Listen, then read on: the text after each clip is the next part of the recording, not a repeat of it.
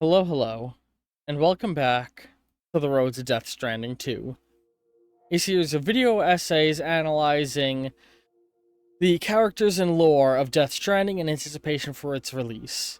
This is the last one of my video analyses, before we switch gears to doing more lighthearted things to build anticipation, and in today's video we're going to be discussing the broader themes and implications of Death Stranding and the messaging behind it.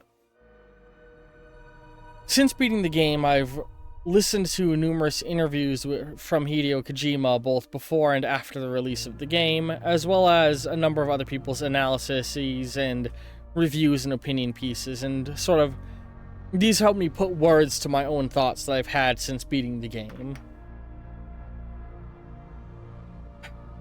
Death Stranding has become one of my favorite games. Prior to playing Death Stranding, my three favorite games of all time were Hypnospace Outlaw, Outer Wilds, and Prey.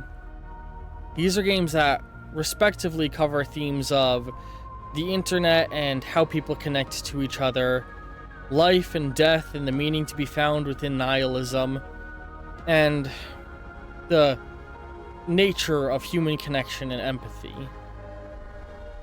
Death Stranding stands out to me as a game that's able to tackle all of these themes. We're going to start by discussing the theme that I think most people look at face value and just shrug off, and that's the theme of internet and connection. We may move in and out of discussing the other topics a little bit alongside this. These are unscripted, to remind you, so forgive me if I'm a little rambly. Hideo Kojima said in multiple interviews that he wanted Death Stranding to sort of show off an idealized version of internet connection. He's expressed in the past how the internet bothers him, how he feels that it's been used as a way to drive a wedge between people, and I can't say he's wrong. The internet is interesting in that it was originally created as a tool of the military, a means of communication during times of war and to pass on information. But it very quickly was moved into the hands of the public, and that's when it began to evolve from a stick to a rope, a tool used to share information, to connect and unite people, to make us all as one. But it didn't take too long before people started weaponizing it again. The internet has been at the center of numerous atrocities, used to help facilitate acts of terror, bigotry, misogyny, hatred, and even to perpetuate horrific war crimes. And in a more generalized sense, it's just used as a tool to spread hate, to try and make people feel bad, to separate us. When Kojima first presented the Strand system to his developers, the idea of a system that rewarded people for helping each other, that had no PvP-based mechanics, only cooperation, many of them called him crazy. They said nobody wants to play a game where you're working with people, where you're not fighting somebody. The idea of multiplayer games is to be competitive. Why would you make a game like this? But as soon as as soon as the engine was together and they finally got to start playing and feeling the game, they understood. They understood the kind of connection that Death Stranding can give people, and anybody who's played through the game, I think, understands as well. You enter this mind state after a while of playing Death Stranding, where you become focused on how can your structures help not just you, but others? What is the optimal area to place this bridge, this ladder, this rope, that it will help not just me get where I'm going, but help people after me? You hit a point where you start building structures, not the structures that aren't even going to help you, but you build them in a place where they will be of aid to somebody else. I hit moments in my journey where, after doing a hard part of my adventure, I thought, alright, hang on, that was difficult. Is there something I can do to make it easier for the next person? And I can't tell you how many times I found myself stuck in a situation where I was screwed. I didn't have supplies I needed. I didn't have what I would have. If I was on my own, I would never have gotten where I was going. But then I find a stray vehicle, a ladder, a rope, a bridge built in just the right spot to keep me going. At a certain point, I was relying more on the courtesy of others, never needing to erect structures for myself to bring ladders or ropes. They were unnecessary for me anymore, because the aid of others had come to be so beneficial. Death Stranding, through its strand system, tries to show us an ideal version of the internet, how this can be used to bring us together, but it also reminds us of the dangers that it can hold.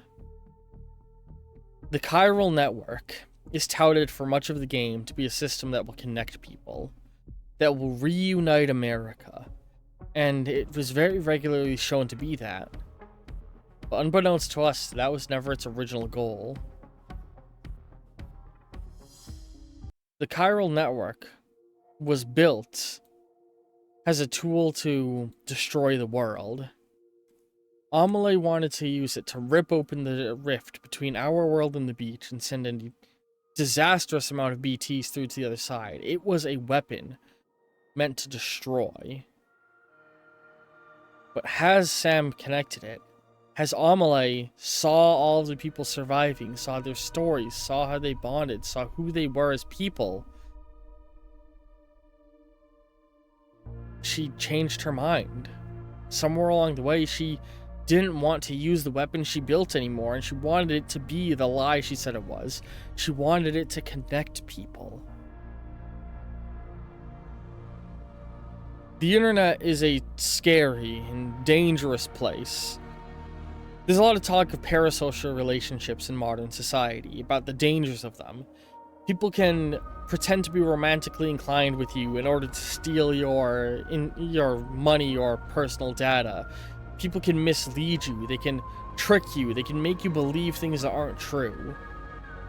But in the same way, the internet can be used as a way to connect us. Connection is a very important part of Death Stranding. The bonds that we form with the people we care about. Kojima mentioned in some of the interviews that as a kid he always felt very alone, separated from other people. He, even when around other people, felt out of place. And I think it's clear that he put a big part of that feeling he had into the character of Sam.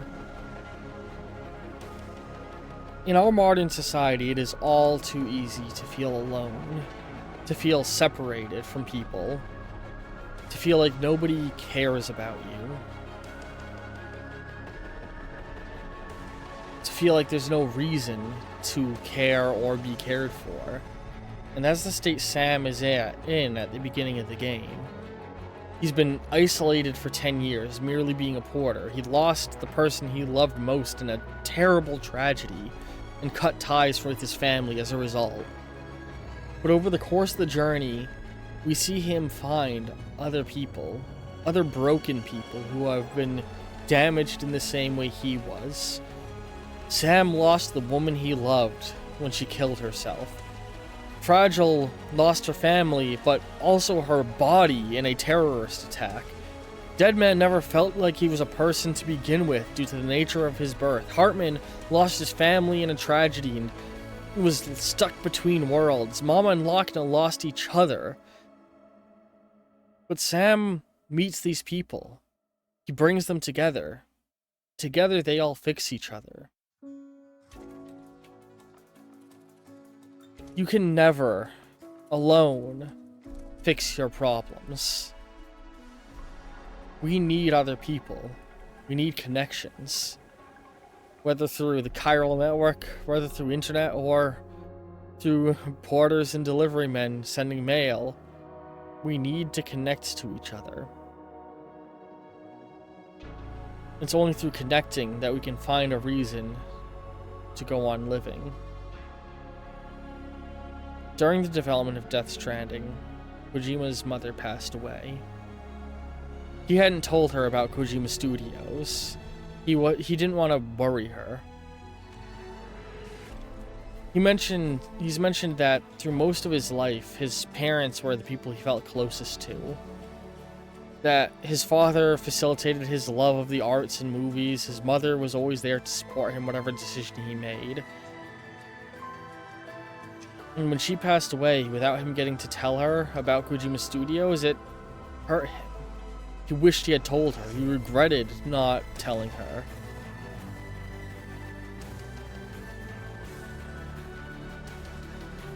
Life and death are an important part of Death Stranding. The whole game is about how life and death have come closer together, but a lot of that is just symbolism and supernatural MacGuffins to facilitate the story.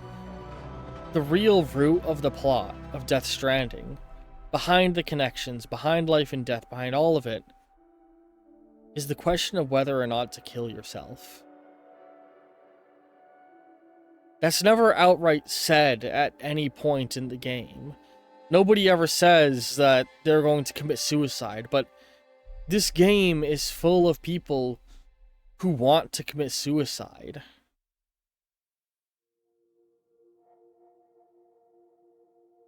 Hartman died and came back from the dead, but lost his family. And he's now chasing death. But he doesn't want to die yet, not until he can find the spirits of his family on the other side so he can kill himself and go to the afterlife with them. Mama actively chooses to have herself sacrificed, to kill herself, in order to get the truth to her sister and help finish the chiral network. Ultimately, she survives this. She becomes bound to her sister again, and due to her connection to her sister, due to her love with her sister, she doesn't die, but continues to live as a spirit.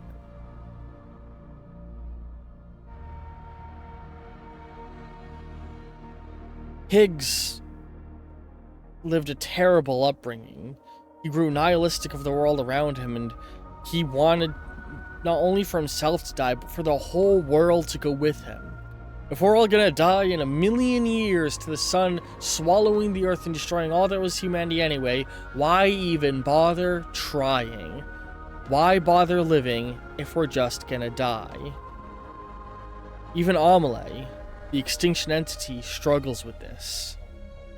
It was her very nature to be the death of humanity, to destroy everything.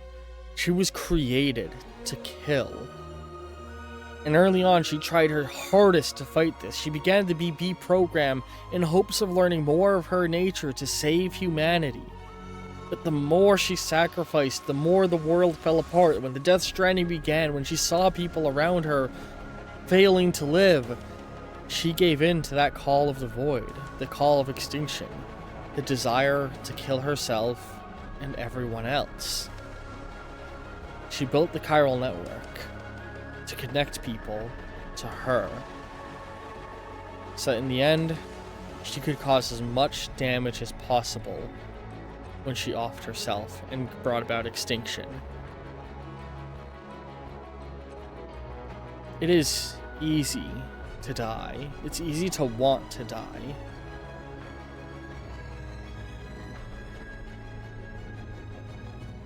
But it's hard and more fulfilling to live. Sam, as he traveled to try and find Amelie and save her and connect the chiral network, met people, connected with people. He fixed everyone he met all along the way, not just his friends, but the chiral artist and the junk dealer, the mountaineer and his wife, the researchers and the survivors and preppers, everybody he met, everyone Sam touched. He gave them all a reason to live, including Amelie. In the end, the world didn't end. It was kept alive because Sam gave all of these people, Amelie included, a reason to live.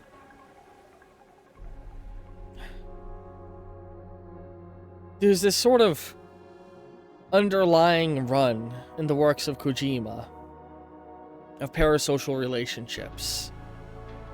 Across the Metal Gear series, people are envious of the character of Big Boss. They want to be him, they want to work with him, they want to be acknowledged by him. He becomes this larger-than-life figure.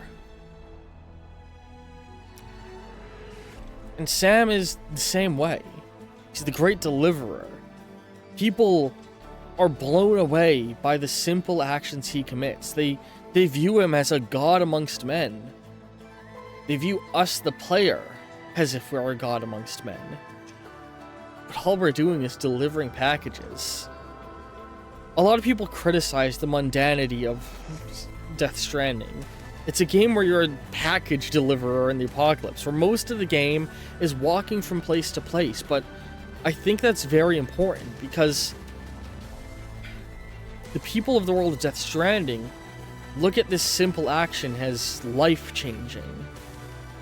They look at what Sam does and they say that he's an incredible man, that he's done so much to help them, that he's one of the greatest people out there. But Sam looks at them and he says, "Oh, no, I'm not. I'm just a deliverer." He doesn't revel in this attention he gets.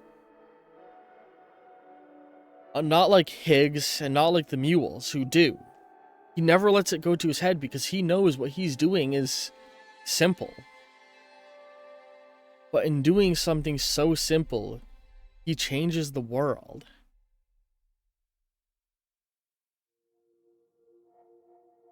That's the message of Death Stranding. Of the chiral network, of the connections, of the packages, of the life and death. All it takes is one person just doing what they do. Just living. To give reason not just to themselves, but to others. To give meaning behind life. Behind what we do. The more I listen to interviews from Kojima talking about this game, the stranger I felt. As Kojima said things that I could relate to a lot. I'm a high-functioning autistic. I struggle with social cues and connecting to others. And my hyperfixation is artwork. About the story of how things are made. The way that books are written, the way movies are directed, the way video games are developed. These are all things I find deeply, deeply fascinating. Kojima, when he was young, felt disconnected to other people. He always felt alone. But through the movies his father brought him, he felt like he could go anywhere. When he watched a movie set in France, he felt like he was going to France. When he watched a movie set in New York, he felt like he was right there with Snake Plissken, fighting the crazed gang leaders who ruled the prison island. He felt connected to this art in a way that he didn't feel connected to other people.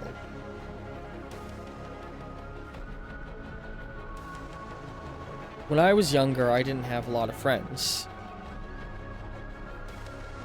I struggled to make connections. My parents weren't friends with the other people on my street, so I wasn't allowed to play with the other kids. I was very alone for a lot of my life outside of having my siblings.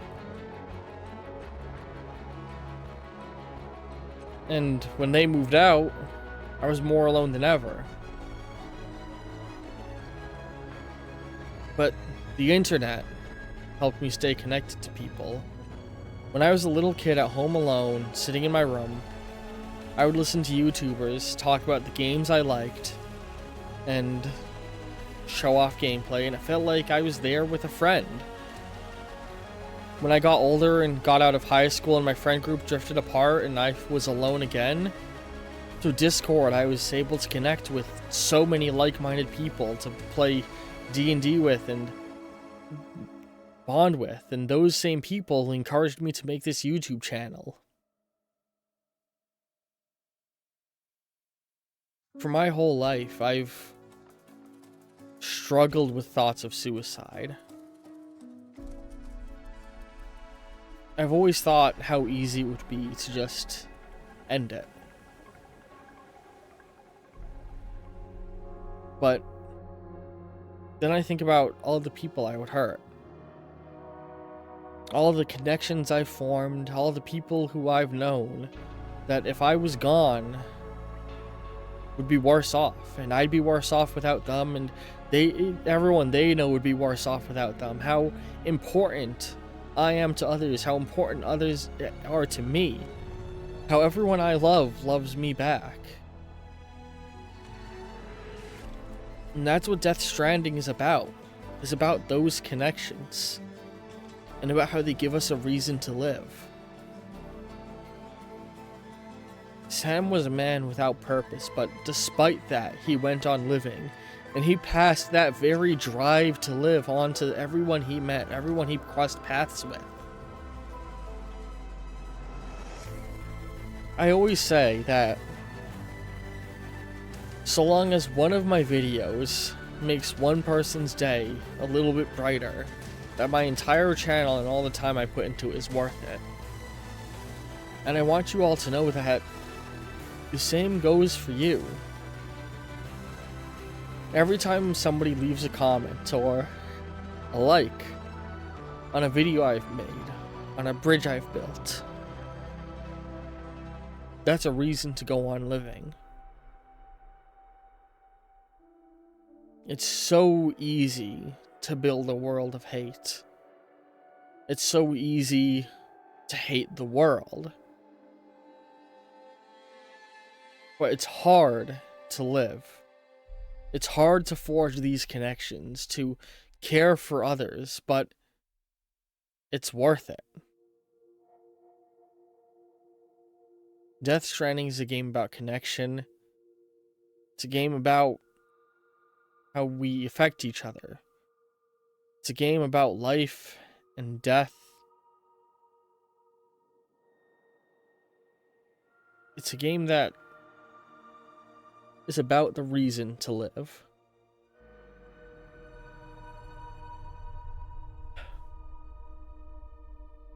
I don't know what's going to happen in Death Stranding 2. I don't know what the story is going to be. I've avoided all content for it, because I want to go in blind. But I know that the message it's going to carry is going to be as important as any message Kojima has ever written. It's going to be as important as when the original Metal Gear series, for the 2D ones, not Solid, but Metal Gear, discussed legacy and war.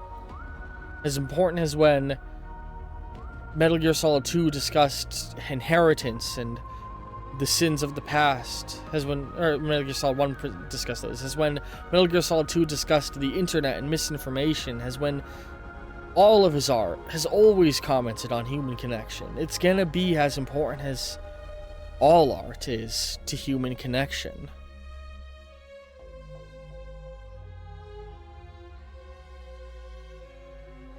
Death Stranding is a game that reminds me that no matter how hard things get, we need to keep building bridges. Because those bridges will grow old, and they will fall away, but the connections they formed won't, and new bridges will always be built in their place.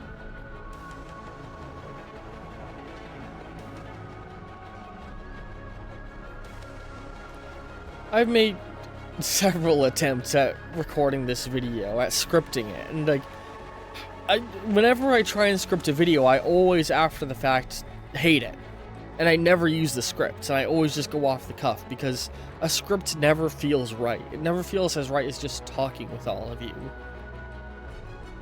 It's why I stream my videos. It's why I try and filter myself as little as possible, because I want to connect with every one of you. It took me several takes at recording this.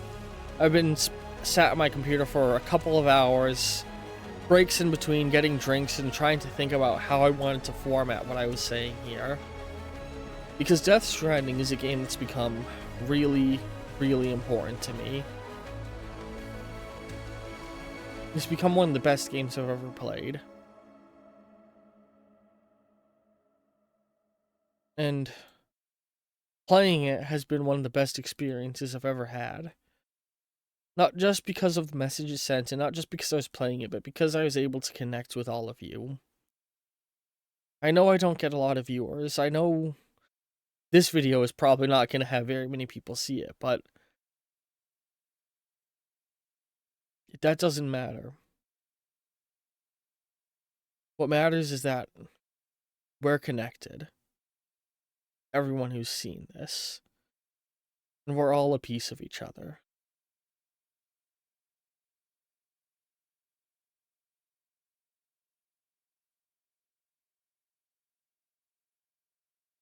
I hope you've all enjoyed this video. I love all of you very, very much. And go on living. I'll see you in the next one.